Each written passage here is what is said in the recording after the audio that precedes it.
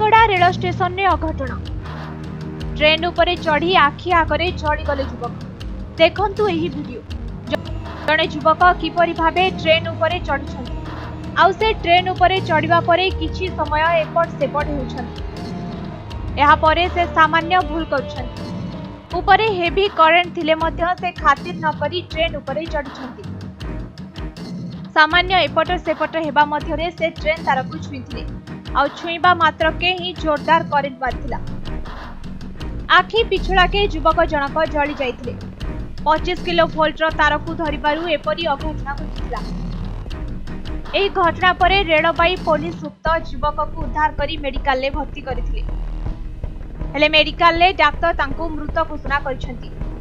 मृतक जनक नुआपड़ा जिला राजखारिया बड़नाळ गाँव बोली सूचना मिली तेबे युवक जनक मानसिक रोगी होइथिबारु से एपरि भूल करथिबा अनुमान करा जाउछि एही घटना परे स्टेशन परिसर रे उत्तेजना देखा देथिला किछि समय परे पुलिस लोकन को बुझासुझा करिबारु परिस्थिति शांत होइथिला रायगढ़ रवींद्र पाटखंडाल रिपोर्ट समय।